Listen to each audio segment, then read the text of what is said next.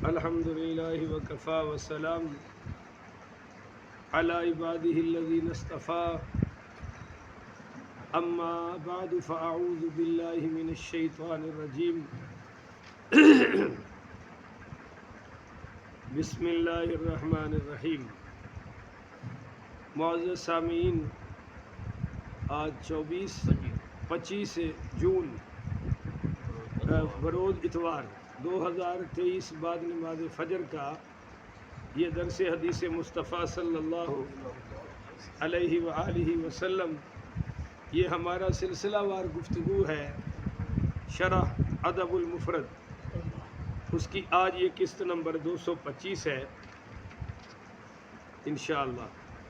اور آج کا درس جو ہے یہ حدیث نمبر 1228 سے لے کر 1230 تک جاری رہے گا۔ اللہ تعالیٰ سے دعا ہے اللہ کریم مجھے شرح صدر کے ساتھ حق سچ بیان کرنے کی توفیق عطا فرمائے، اور اللہ تعالیٰ ہم سب کو عمل والی باتوں پر عمل کی توفیق عطا فرمائے۔ یہ ہے جی باب تیمنی بالمطر، بارش کے ساتھ برکت حاصل کرنے کا بیان۔ حدیث نمبر 1228۔ حدثنا بشر بن الحکم قال حدثنا محمد بن ربیعہ عن سائب بن عمر عن ابن ابی ملیکۃ عن ابن عباس انه كان اذا مطرت السماء يقول یا جاریۃ اخرجی سرجی اخرجی ثیابی ویقول۔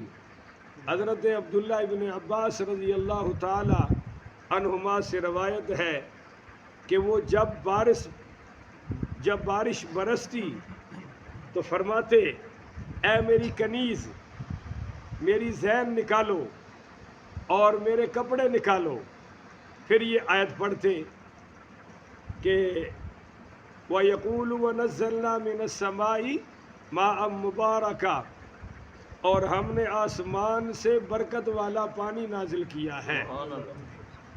تو پتہ چلا کہ بارش اصل تو اللہ کی رحمت ہے۔ بولیے، اصل تو اللہ کی رحمت ہے، مگر آپ نے اگر قیمتی دودھ ڈالنا ہو تو برتن صاف چاہیے۔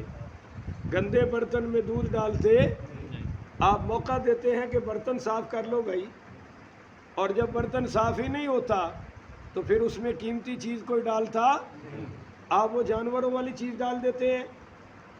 اسی طرح آپ نے اگر وہ رکھنا ہو پیتل اور اس کا مقام ہے، مگر اگر سونا ہو تو اس کو عام چیز میں رکھتے نہیں۔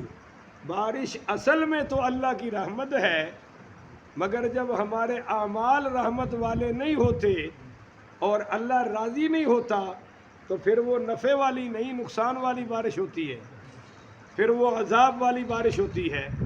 یاد رکھیے، اللہ تعالیٰ سے حضرت موسیٰ علیہ السلام نے طور پہاڑ پہ جا کر پوچھا تھا کہ یا اللہ تو راضی کب ہوتا ہے اور ناراض کب ہوتا ہے؟ تو اللہ تعالیٰ نے فرمایا اے میرے موسیٰ، جب میں راضی ہوتا ہوں تو میں مال سخی لوگوں کو دیتا ہوں، وہ اللہ کی راہ میں خرچ کرتے ہیں، اللہ کی راہ میں خرچ کرتے ہیں، لوگوں کی مشکلیں آسان ہوتی ہیں، اور خرچ کرنے والوں کی مشکلیں پھر اللہ آسان فرما دیتا ہے۔ فرمایا میرے موسیٰ، جب میں راضی ہوتا ہوں تو بارشیں اس وقت نازل کرتا ہوں جب لوگوں کو ضرورت ہوتی ہے، ٹائم پر، اور اتنی نازل کرتا ہوں جتنی چاہیے، ضرورت سے زیادہ بھی نہیں اور وقت کے آگے پیچھے بھی بے موقع نہیں، بر موقع۔ اور تیسری نشانی فرمایا میرے موسیٰ، جس قوم پر میں راضی ہوتا ہوں وہاں کے نیک عدل والوں کو حکومت عطا فرماتا ہوں، جو رعایا کے خیر خواہ ہوتے ہیں۔ اور یہی فرمایا کہ میرے موسیٰ علیہ السلام، جب میں ناراض ہوتا ہوں تو پھر میں مال بخیل لوگوں کو دیتا ہوں۔ اور بخیلوں کی نشانی کیا ہے؟ اللہ تللو میں خوب خرچ کریں گے اور مکان بیوقوفوں کی طرح بنائیں گے، رہنا ایک میں ہے، 8 بنا کے بیٹھے ہوئے ہیں۔ اور جس پر اللہ ناراض ہوتا ہے وہ اپنے مکان کی فضولیات میں پیسہ خرچ کرتا ہے، سمجھ لو یہ اللہ کی پکڑ میں ہے، ٹیپ ٹاپ پہ لاکھوں لگا دیں گے، اور بھائی ضرورت کا ہے جو رہائش کا ہے بس ٹھیک ہے بنا لو، بالکل گرا ہوا بھی نہیں ہونا چاہیے اور فضول خرچی بھی رہائش کے قابل ہے، بنا لو۔ اور فرمایا میرے موسیٰ جب میں ناراض ہوتا ہوں تو بارشیں بے موقع نازل کرتا ہوں، اور جب میں ناراض ہوتا ہوں تو ذلیل لوگوں کو حکمران بناتا ہوں، ظالم لوگوں کو جن کے دلوں میں کسی پر رحم ہے۔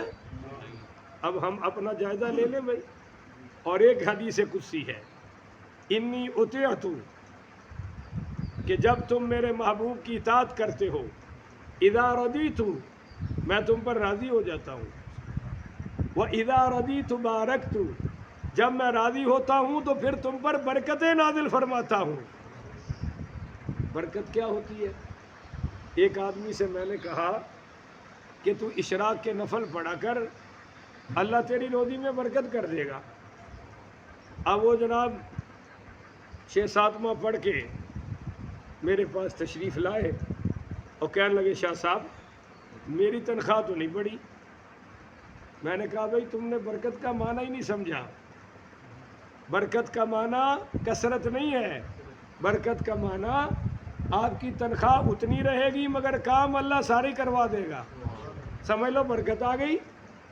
اب ایک بندے کی تنخواہ 1.5 لاکھ ہے، 2 لاکھ ہے، 5 لاکھ ہے، مگر مہینہ پورا گزرتا سمجھو برکت کوئی نہیں۔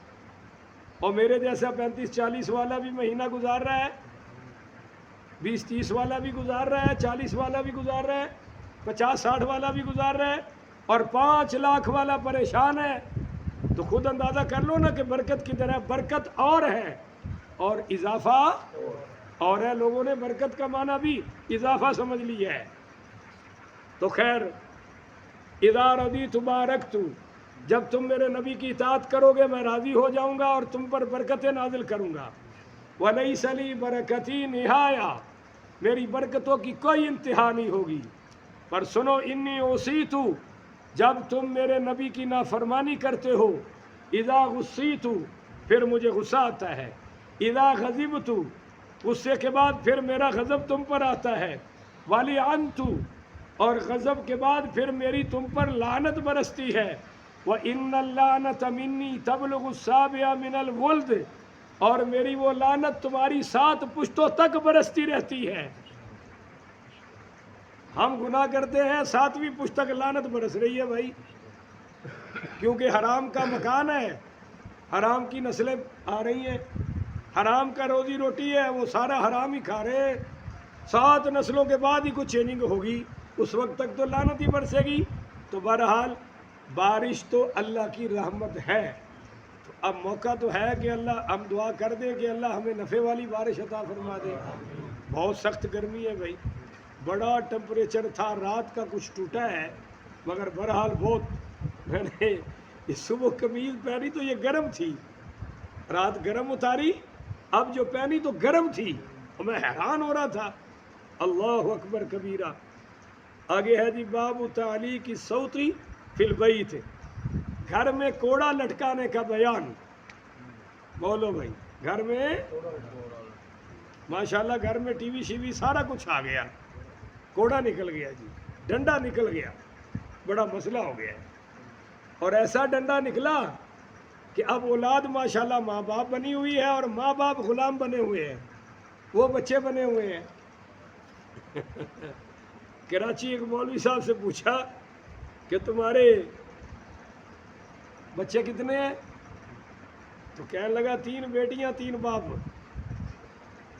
ایسا ہی بہت بڑے عالم تھے، وہ کہا حضرت خیر تو ہے، ہوش میں ہے؟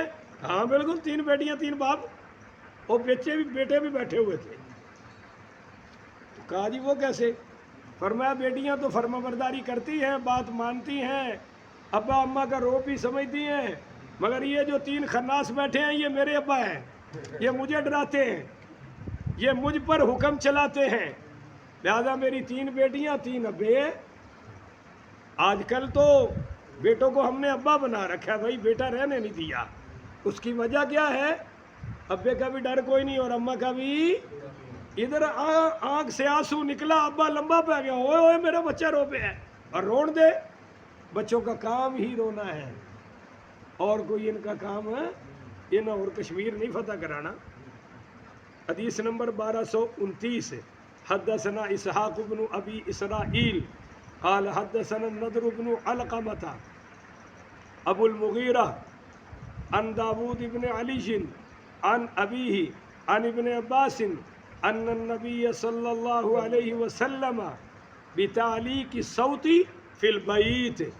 حضرت عبداللہ ابن عباس رضی اللہ تعالی عنہما سے روایت ہے، فرماتے ہیں کہ حضور پاک شاہ الاولاق صلی اللہ علیہ وآلہ وسلم نے فرمایا، یعنی آپ نے گھر میں کوڑا لٹکانے کا حکم فرمایا، اور حضرت عمر لٹکایا کرتے تھے۔ یہ تو فضول روایت ہے کہ انہوں نے بیٹے کو مارا اور اتنا مارا کہ وہ مر ہی گیا، یہ تو ہے فضول روایت، بالکل ضعیف ہے۔ بلکہ بعض علماء نے تو موضوع کہا ہے ایسی کہ پھر اس کی قبر پر بھی مارے۔ اب یہ تو عقل ہی نہیں مانتی بات۔ کوئی آپ کو بات سمجھ آ رہی کہ نہیں مارے؟ او جی حضرت عمر کا اتنا عدل تھا بیٹے کے، وہ قبر پہ کوڑے میں رہ گیا تو قبر پہ جا کے مارے، تو یہ سب بے وقوفوں والی حرکتیں ہیں۔ حضرت عمر ایسا کر سکتے؟ حضرت عمر رضی اللہ تعالیٰ عنہ تو وہ ہستی ہیں جو فرشوں پر بات فرماتے تھے، عرشوں پر قرآن بن کے آ جاتا تھا جی، مگر گھر میں کوڑا لٹکایا ہوا تھا، جس طرح کہ حضور نے فرمایا لٹکاؤ تو ایک ادھا ڈنڈا تو رکھ ہی دیو ایڈا کہ، اور کبھی کبھی غلطی ہو تو لگا بھی دو، اور ساڑھے کاری کو لایا جے بس ہلکا جا لینا، تھوڑی مہربانی، کوئی بے وقوفوں والا کام ہے۔ بہرحال حضرت عمر رضی اللہ تعالیٰ عنہ وہ کوڑا لٹکا کر فرمایا کرتے تھے، جو اللہ کی نافرمانی کرے گا عمر نہیں بولے گا، عمر کا کوڑا بولے گا۔ تو کبھی نوبت ہی نہیں آئی چلانے کی، پر رکھو تو صحیح۔ آگے ہے جی حدیث نمبر 1230، باب غلق الباب باللیل، رات کو دروازہ بند کر دینے کا بیان۔ دروازے اندر والے بھی بند ہونے چاہیے اور باہر والے بھی، نہیں تو مین تو ضروری ہونا چاہیے بھائی۔ حدیث نمبر 1230، حدثنا مسدد حدثنا یحیی بن سعید عن ابن عجلان قال حدثنا القعقاع بن حکیم عن جابر بن عبداللہ قال قال رسول اللہ صلی اللہ علیہ وآلہ وسلم۔ یہ حضرت جابر بن عبداللہ رضی اللہ تعالیٰ عنہما سے روایت ہے۔